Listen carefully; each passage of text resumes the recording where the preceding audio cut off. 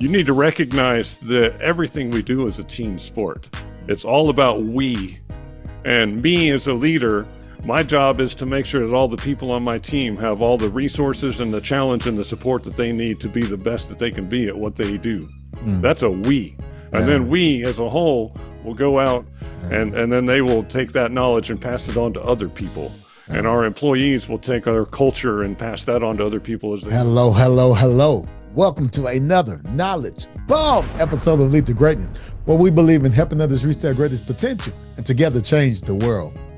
Today on Lead to Greatness, we have Justin Long. And if this is your first time, don't forget to subscribe. Hit that like button, hit the notification bell so you won't miss any of these amazing episodes. And if you're on iTunes, go ahead and rate the podcast and leave a review. That helps get the word out to great leaders and entrepreneurs like yourself. Please help me welcome Justin with creating a great culture in business.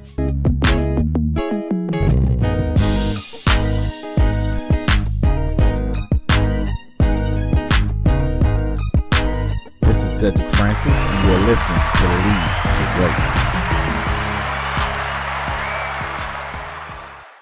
My name is Justin B. Long, and I am an author and a business owner. My wife and I own Springhill Equine Veterinary Clinic in Newberry, Florida. I have been through a lot of therapy and spent a lot of time getting to know who I am and why I am, and learned to change the way that I feel about myself. And my mission now is to extend that onto my team and the people that I can impact in this world to try to help make my little corner of the world a better place. The 10-second version of this is that I had a very traumatic childhood, and it gave me a lot of insecurities as a young man. When I went out into the workforce, I had this negative self-belief, and I felt like I had to overprove myself every day and draw my value from other people's opinions. I was always trying to manage everybody's opinion.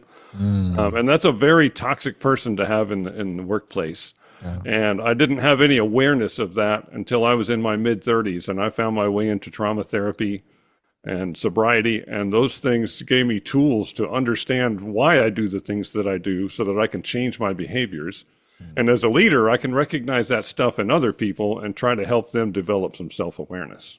That's amazing. Definitely glad to have great leadership that identify that, and even developing individuals into becoming better. Because I think, and I want to get your perspective on that, but from my perspective, I mean, that's what you call a get great leader, individual that's not just thinking about the mission or whatever, but thinking about that person. I want you to kind of touch on that, and then we're going to dig a little deeper into this because this is good. Well, from my perspective, my job as a leader is to help the people on my team grow into the best version of themselves that they can be. Yeah. And when I do that, the business is going to flourish as a side effect of that. But that's not the primary goal. Like I'm not here to make money. If I do the things right with helping develop my people, that we will do great things in the veterinary space, and the business will make money, and all that will happen. But the purpose has got to be to develop the people. And if I had never had someone take a chance on me when I was in my roughest of diamond conditions, then I never would have been developed into a leader. And I feel like I'm 1,000 times better than I was when I was 30. Yeah. But someone had to teach me how to become that, right? And so as a leader now, it's my job to pass that on to other people. Wow. And I think that's awesome. This was a few years back, probably about 3-4 years, but I heard an individual, because we were talking about, this topic and talking about developing others. And the guy said something that was really strange. He said, man, you know what? I really don't want to do that because, people will get better or become great and leave your company. I want you to speak on your perspective of that, because that may be somebody listening right now that's have a fear in developing somebody because they're like, man, they're going to leave and make some other company a great company. What's your thought on that? They absolutely are. And that is a harsh thing. I think that's when you know that you are a true selfless leader, is when you can know that that's going to happen with your best people, and you help them get to that point anyway. Because if you hold them back, you're making it about you. And I think that's an incredibly selfish way to be. I just went through a leadership conference with the Five Voices team at Giant a few weeks ago. and they were talking about that in the development square with the unconscious incompetence and conscious competence, all that whole thing. That when you get your team members to the point where they are able to do all the things themselves and operate at their max capacity, that's the point that they're going to probably move on. You need to move them on to something else within your company, or they're going to move on somewhere else. And the true selfless leader helps them make that jump, and the chaining them to the floor and not letting them quite make it into that corner, not teaching them the last things that they need to know. Yeah. Like, that's a easy trap to fall into, but you really have to examine your motives. Yeah.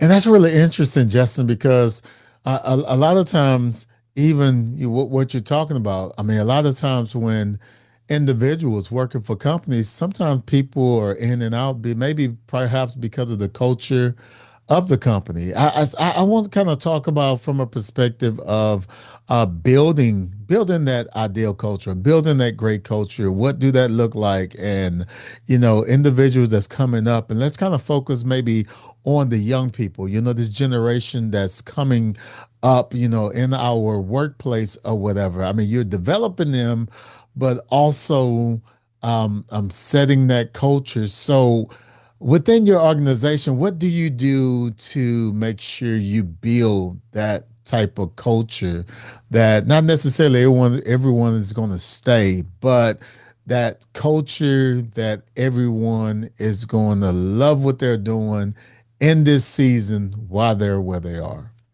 Yeah, I think that I'm in a really fortunate industry in veterinary medicine, and I get to work with a lot of young people because we have a lot of high school and college students that come spend a week or 2 weeks volunteering with us. Wow. To gain experience in their journey towards vet school. And then some of those that are really good, we hire as technicians and give them a year or two of experience and mentor them into vet school. Wow. And so, our schedule stays packed year round. We have probably 100 to 120 young people that come through our vet clinic every year. Wow. And so this gives me an opportunity to impress upon them the importance of great culture, right? And if I was selfish and self-centered, I would look at what can I do to best place the great people inside my vet clinic and keep them there, right? But when I can take a step back and look at what's good for our community, what's good for our country, what's good for our culture as a country. Yeah. When I can take these people and teach them about great culture and then release them out into the world, and they go on to other vet clinics and take that good culture knowledge with them, then it spreads. Then instead of just having good culture at one vet clinic, then it's at 10, and then it's at 20, and they're going to teach young people. And that's how you change the world, right? You change the world by teaching people everything that they need to know to move out into the world and then to teach other people, right? It's when you keep it small, then the world doesn't get the benefit from what you're able to contribute. Like you have to look at the bigger picture of how can I change the world through the actions that I have with the people around me. And so we are very, very open and upfront about everything that we do with our vet clinic. We have a staff meeting every Friday, and one of the tools that helps build your culture is making it a safe place for everyone to share opinions, and the people that have the softest voice on your team, making sure that they're heard and not drowned out by the louder voices, right?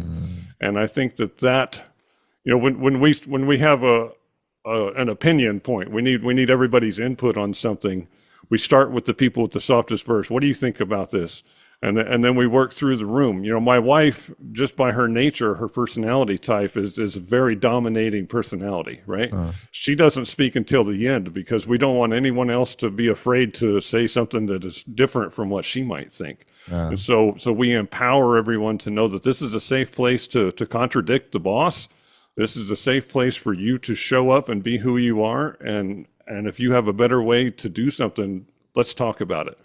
And I think when you give people equal footing in an organization, whether they're a doctor or a receptionist and anybody in between, when everybody feels like they're equals with everyone else in the room, it allows them to be who they are rather than try to hide in the shadow of someone that they feel like is greater than them in some way, right? So just encouraging that mindset of show up, be confident. Nothing that you do is going to get you attacked. No one is ever going to yell at you here. If you make a mistake, then we're all going to talk about it and learn from it. How can we improve ourselves as a group based on the mistake that was made? Don't crucify people for mistakes. Make those growth opportunities. Those are the things that help people become empowered and emboldened to be their true self. Wow. Justin. Oh, that's good. And you said something. I definitely want you to, I don't want the audience to miss this. You said when you talk, you say you go to the softest person. So what you're saying, or what I'm gathering from what you're saying, is you don't, as the leader, you perhaps maybe the last one to speak and allow everybody else to speak. So when you do that oftentimes give you better results? Oh yeah, absolutely. Because no matter how inclusive I am, when I open up the discussion by saying, this is what I want to do and this is how I think we should do it, what do you guys think? Yeah. That doesn't give them room to say, no, I think you're wrong. What you're telling them is, I want you to agree with me, right? And if that's what you're after, then sure, go with that. But that's not how you get people to offer true input. Have you ever had an idea? Let's say you bring everybody to the table. You have this amazing idea, or so you think. And let's say you go around the room and all the ideas are better than yours. Do you even say your idea? Or you just keep your mouth closed? What do you do? Oh, often I keep my mouth shut, which is something that I'm learning with age and experience, right? But one of the challenges in my job is that I'm the only man there. I'm the only male on the team, right? Wow. And so I have learned over time that there's a whole lot of things that just don't ever cross my mind, that, aspects of things that have to be considered. Yeah. And there's this has taught me so much, but most of our clients are women. Most horse owners are women. Most of our clients are horse owners. And when you are a woman-owned and woman-fronted business dealing with women clients, that changes how you interact with each other, right? And women interact with each other much different than men and women interact with each other. And I've had to learn that it's not only that do I not always know the best way to do that, it's that I usually don't know the best way to do that. And I try to filter all of my ideas through the team on what's the best way to deal with this sort of thing before I ever approach a client with it, because I'm almost always wrong in how I want to say it, right? So I think that, the 20-year-old girls on my team have so much to teach me about how to connect with 20-year-old girls. But I'm a 50-year-old man. I don't have a clue. We don't speak the same language at all, right? Everything about their experience in this world is different than mine. And I have to look at them as teachers, not as employees for me to order around, because they can teach me so much that will make me way more successful as a leader and a business owner. By the Myers-Briggs system, there's 16 different personality types, and there's a whole lot of different systems that have grown out of that. And 5 Voices is one of those. They've condensed it down to 5. But just getting the general idea of how different communication works with different personality types. And my wife and I are a great example of this, I think. She's very much a type A personality, right? She's a pioneer in the 5 Voices system. And she communicates in bullet points. Like, she's a very fast thinker. She's a fast decision maker, and she wants information in bullet points. And if she needs more information, she'll ask for more. But when you try to give her a whole page of information, you drown her in details, and she can't handle that. Yeah. She shuts off. She doesn't hear any of it. Yeah. I'm the details guy. I want 5 pages of information. I need all of the stuff in order to feel like I know enough to make a decision about something. Oh. And when you factor in other elements of personality, almost half of people fall into the nurturing categories, and they're more worried about the feelings of the other person than they are anything else in the engagement. I'm worried about have we covered all of the bases, and do we have all of the details so that we don't miss something big and flop and make a terrible decision, right? My wife's thinking about what can we do that's going to set us up 5 years from now for success when that thing happens and that thing happens, right? So just personality types alone makes us all approach a thing completely differently. And when you understand who the people on your team are, which personality type they are, and what they're thinking about, what's most important to them when they're looking at and wrestling with a problem, or trying to make a decision on something, or how we're going to do a communication with a tough client, or a client that's got a horse that's in a bad spot and has got some hard decisions to make. Your credit card you declined for the third time in 3 weeks, and we've got to do something about this $2,000 bill. There's a million different things that happen in business that are challenging, and different personality types approach those things in different ways. And when you can sit down as a group and get input from people who think differently, but especially women, I think they're always going to be more conscientious of the people that are involved.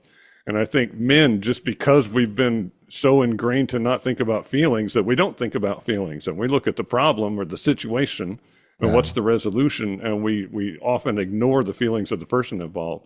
And when you crush somebody's feelings, all of the logic goes out the window, and the situation is non-salvageable, right? So being able to embrace the input from people with different perspectives on no matter what it is always going to put you in a better position to win, no matter what the situation is. I love that. And it's really interesting you said that. And I was thinking about, just the generalization of, male and female. And I think what you said about the personalities, it makes more sense because you said something about the bullet points. Bullet points. And if somebody was to say, bullet points in detail, typically, because of the stereotype of it, people will say that the male would be the one with the bullet points, and the female with the details. But you said the personality types. I mean, it makes some more sense even for us to wrap our head around that. I want you to because I think this is super important, the personalities.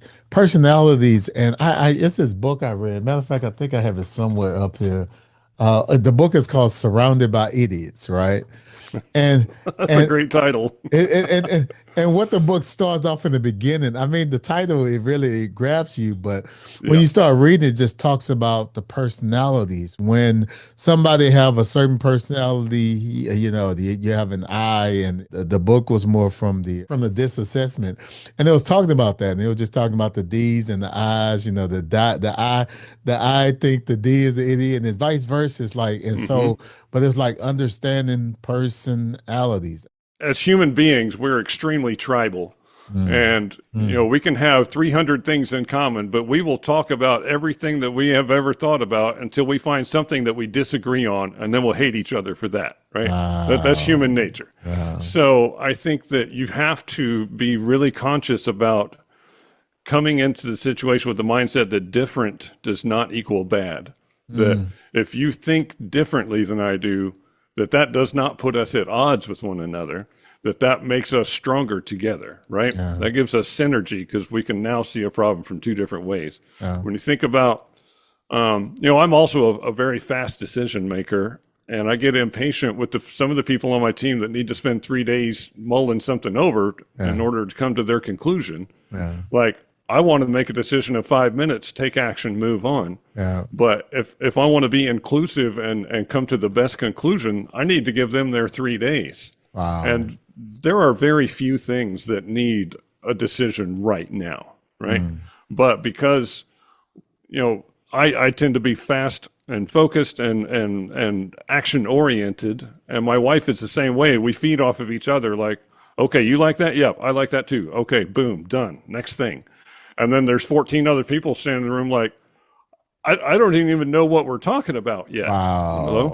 And I think that our tendency as people is to ignore those people because they don't keep up with us, right? or they're all worried about the feelings of the person involved, and we're trying to get the problem resolved, and trying to pass off the feelings part.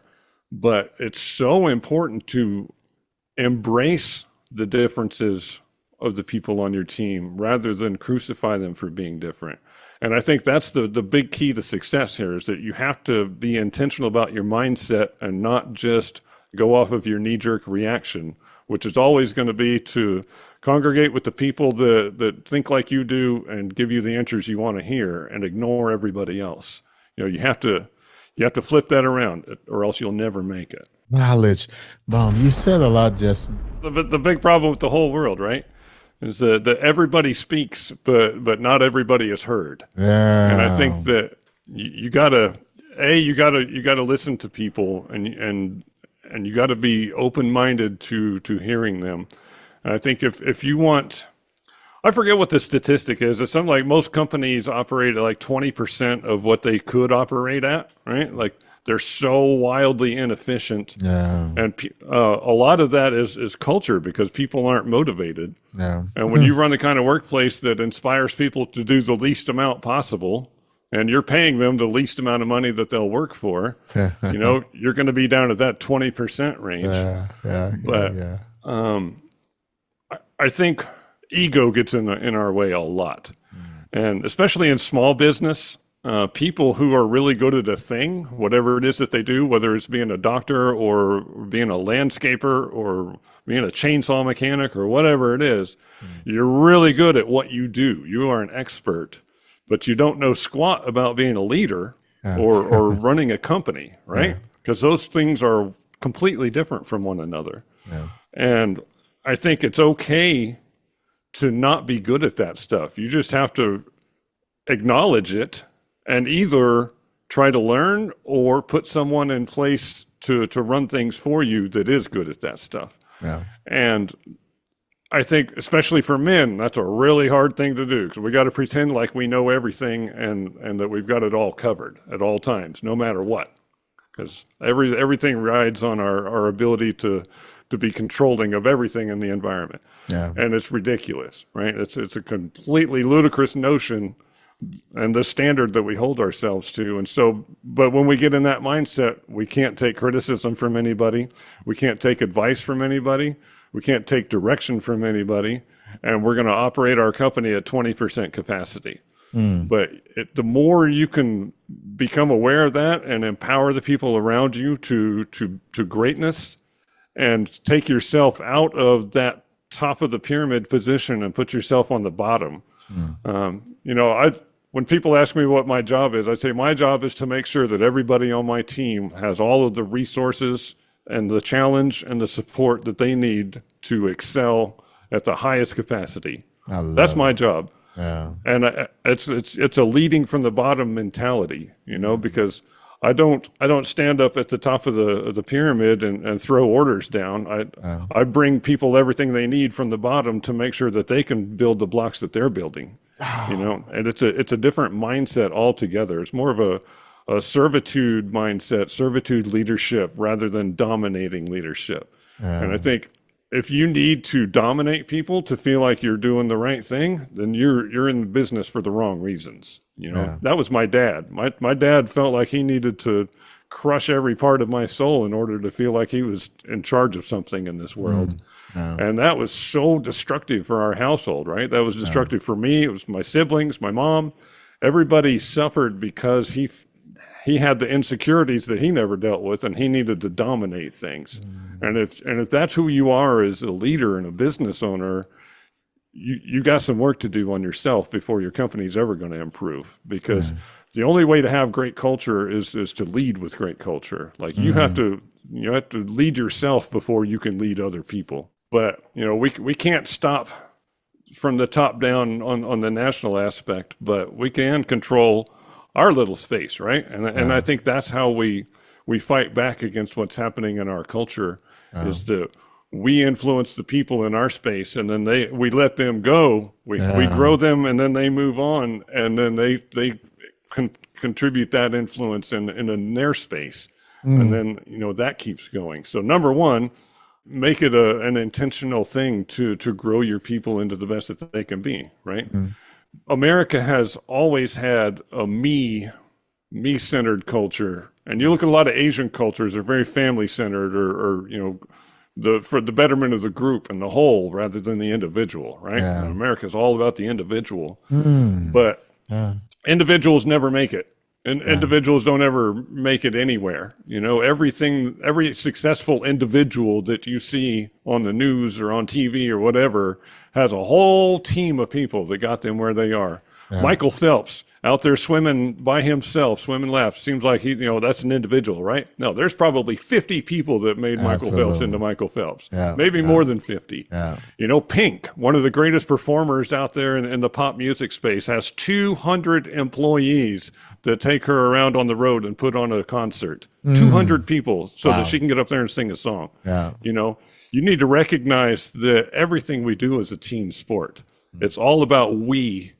And me as a leader, my job is to make sure that all the people on my team have all the resources and the challenge and the support that they need to be the best that they can be at what they do. That's a we.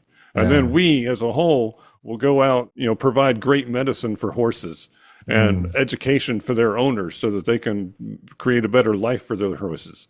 And then they will take that knowledge and pass it on to other people. And our employees will take our culture and pass that on to other people as they move out into the world and start their own businesses and raise up their own young people and grow that culture. Like, understand that this is a we game and that everything that you do matters because you influence everyone around you, whether you think you do or not. And especially the people that are quiet in the background that don't ever say anything, they watch everything, they absorb it all. And if you're pumping goodness out into them, then they're going to take that goodness and pass that on to other people. But you have to be the example. You have to lead from the top, and you have to do it with intention. Wow, knowledge. Justin, I'm gonna tell you what I love. I've been thinking about this. I'm like, man, you're developing young individuals.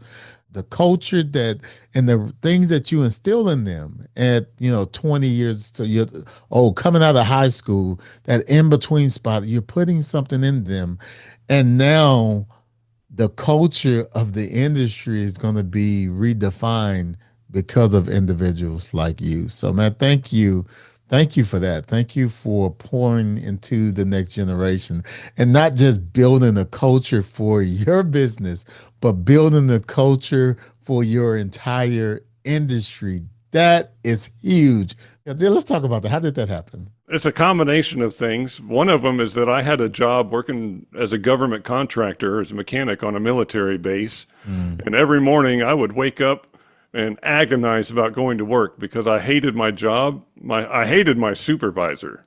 People don't quit jobs, people quit supervisors. But that job paid really well, way better than anything else in that town. And so I felt like I was trapped in a job that I hated, working for a guy that I hated. And everything about it was miserable. I spent 7 years there, and it was 7 horrible years in terms of the culture and the workplace and my experience at work every day.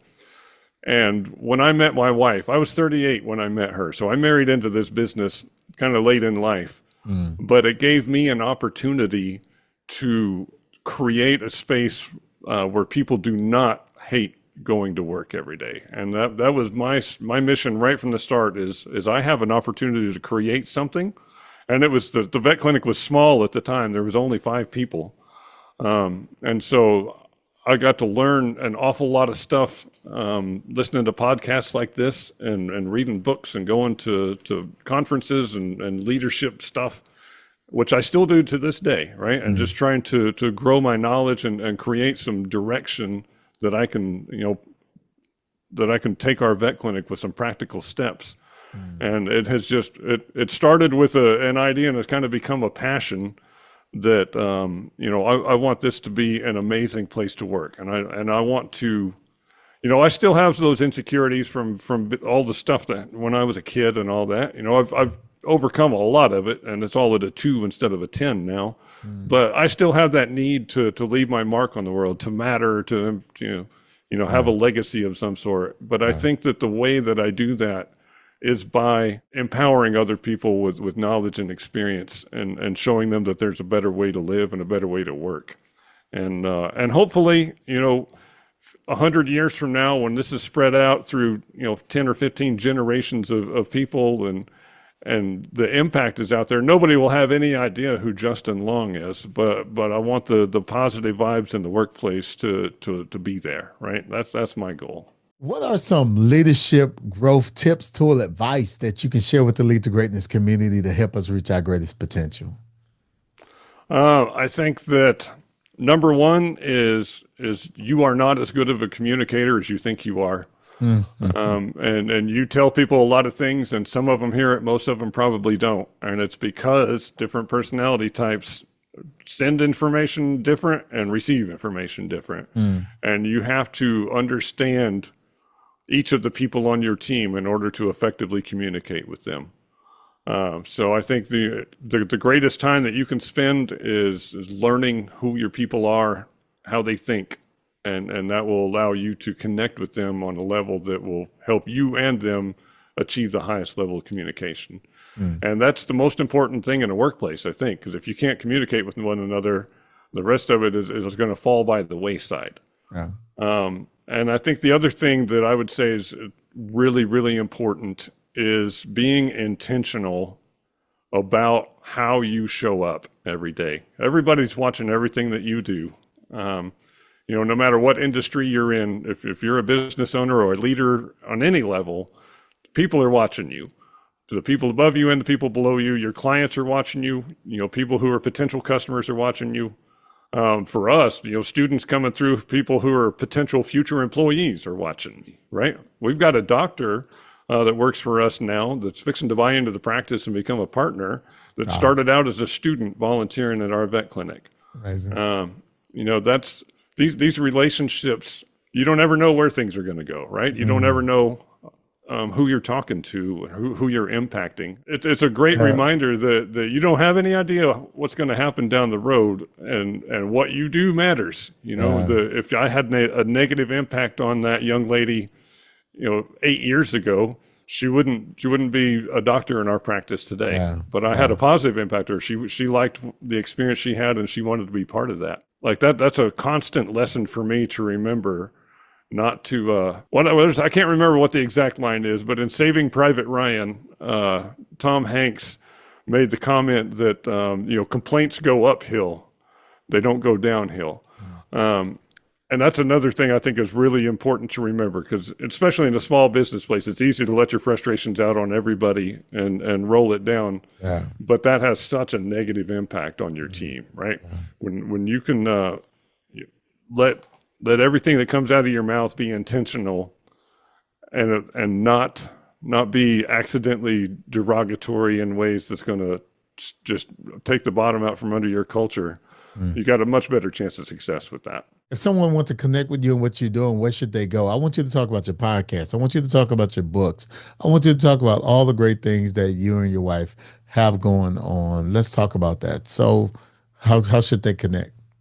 Oh, we have a lot of ways you can connect with us. Our veterinary clinic website is called SpringhillEquine.com.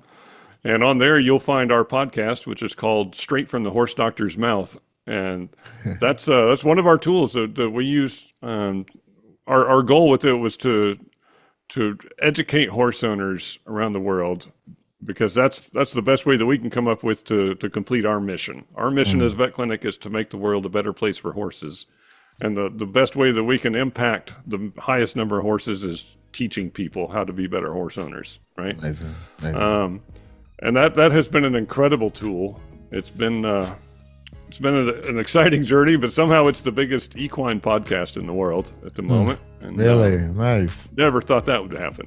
Nice. But the other thing you'll find there is books. We've got, matter of fact, I've got my author website, jboydlong.com, which has got all my books, and I've got blogs on there about self-help and leadership stuff.